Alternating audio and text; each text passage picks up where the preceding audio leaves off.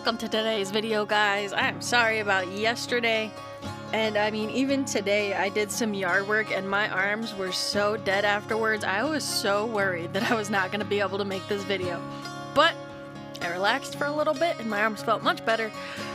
So then I got down to figuring this crap out, and I came up with a pretty cool design, if I do say so myself. And it's pretty easy to memorize because it's the same thing over and over again.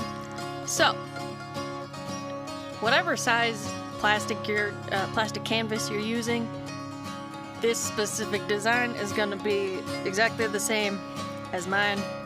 You can try to blow it up if you want, or shrink it, but I would recommend at least doing it this exact size for now, just to get some practice in. So, find the center of your piece. You will be able to see that my center consists of kind of two squares, because that right there is a center of squares, but then the short sides are the center is a line, so I did the squares on both sides of that line. So you can see I put a dot exactly where my center is, so the two squares on each side are gonna be part of my center. So from the left center point, count out 3 including the center, and then count out 3 to the right including the center. So I believe it is a total of 6 going across long ways. Squares, I mean.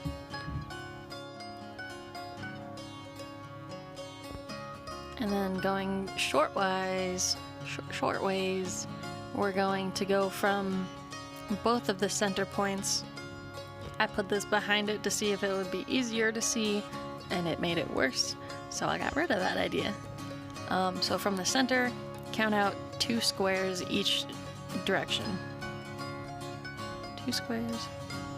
1, 2.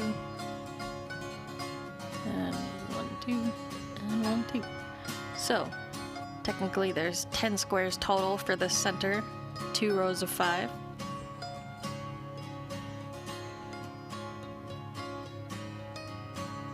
And then diagonally, from each of the intersections, we're just going to go out 1 diagonally. So we are going to go into each of these outer squares kind of in a diagonal, in a diamond shape. You'll see, we're about to sew it.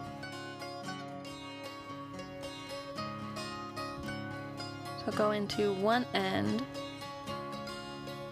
from the bottom, and the side that we see is the side that is the front, the outer side of our work.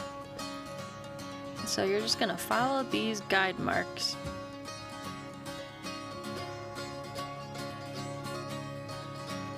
And I do the horizontal and vertical ones first, that way the slanted ones can be the more visible lines.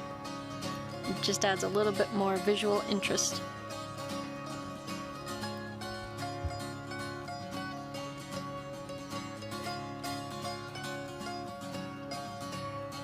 If you want, you can double knot it and trim it off, or you could tuck in the 2 ends under some of the mess back there, that way you don't have to make any bulky knots. So from here, each of the points we just came through, we're going to count horizontally and vertically. We're going to count 6, including the one that the brown is coming out of. 4, 5, 6. And I am circling the ones that we need to go into.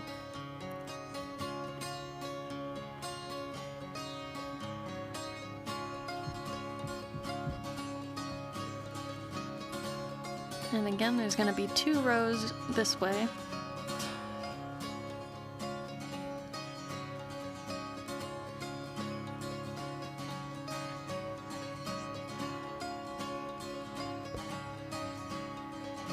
And then from this diagonal point that we just came out of, we're going to go out 5. 1, 2, 3, 4, 5. And so once you've got all these points, go ahead and sew these guidelines in. I call them guidelines because they're going to help us figure out where the rest of the stitches go.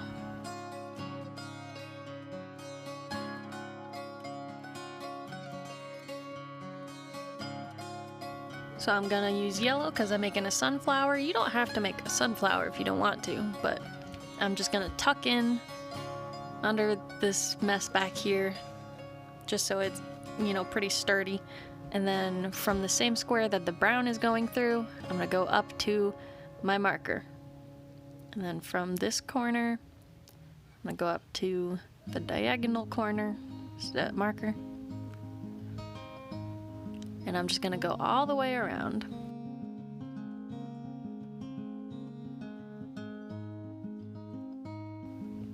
Once we've got our markers in place, at least that's what I'm calling them, you can tie off or tuck in, or you can just keep working the same thread that you're working. And then we're going to draw on our general shape, the shape of the flower that we're gonna be making. Our horizontal and vertical lines, the next stitch we're going to do is going to be one square over and one square down. And then from the diagonals, it's just going to be straight across until they meet. So straight across for the diagonal, and one square over, one square down.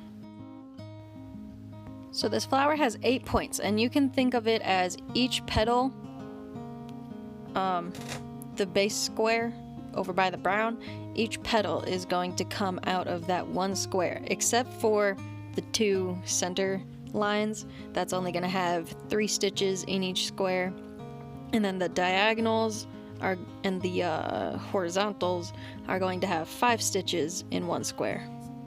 I didn't show it very well in the video, so I drew it out for you. Each of our points is going to come out, except for the vertical ones. Each one is going to come out 5 times. There's going to be 5 stitches coming out from each of the little brown point squares. Does that make sense? I hope so. So moving on to the next part. Framing the flower. We're going to count from each of the tips of the flower, the tips of the feathers, petals, not feathers. And we're going to form a square, just because that's a nice easy frame. Now there are a couple little kind of secret stitches that have to be done a certain way, and so I will show you this right now. So I'm just gonna tuck in my tail through some of this mess back here. That way I don't have to worry about it. And then starting closest to a tip of a petal, I almost said feather again, you're gonna go vertically, just over the one, and vertically over the one next to it. But then you're gonna come out of that same second hole at the very there, and you're gonna diagonal. You're gonna go diagonal. I'm not doing a very good job at describing what's going on, so at least there's a video to go along with it. And then the rest of these are gonna be diagonal until we get to the very tip of the petal. And at the very tip of the petal, we're gonna have 3 stitches coming out. So there's 1, go back into the same hole, and 2, that's the corner of our square, and 3, going down the other side. And then the next few are gonna be diagonal as well.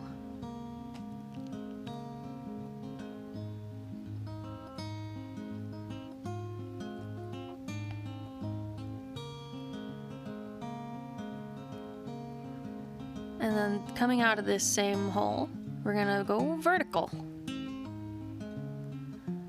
And then the next one's gonna be vertical, a tiny little one. And then we have a corner done. And now you just do this all the way across. For now, I'm just gonna go ahead and tuck the tail in. And here's what each step looks like. Now I will show you some little stitches to border and to fill in the rest of your canvas. I'm going to show you a couple different ways to fill in the rest of this space. One is more intricate. You're gonna do a lot more stitches, and then the other one is a lot simpler, but not as detailed. So this first one, you're just going up, one over, and a tiny little diagonal just to fill in a little bit of space. And then when you come down the next row, you're gonna go in the opposite direction so that it kind of looks like a braid in your hair.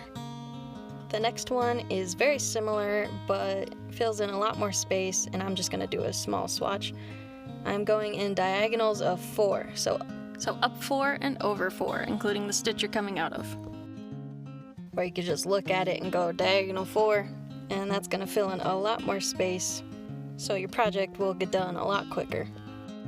Now, throwing this together, I recorded in a separate clip, and I'm dumb and I accidentally just took a photo instead of actually recording it. So I'm just showing you what I've done so far. You can attach each of the sides to the base first, or you can attach the sides together first and then attach them to the base. I think it'd probably be easier to attach all of the sides to the base first and then go up each of the sides and then across the tops. And to do this, you're just going to line up your squares at the very edge, and on that very last row of squares on both pieces, you're going to just loop around. And doing this loopy, pattern is going to make it so that your sides can fold up very easily. And then once you've got all the bases, or all the pieces connected to the base, then you can do the same exact thing up each of the sides. I'm sorry I didn't have time to actually finish this. I was gonna start it yesterday and finish it today, but didn't get the chance. But I hope this helped you. I'm pretty happy with it. I would love to see your work or your variation of this on social media. Tag samlescreations. I hope you have a wonderful day and happy crafting.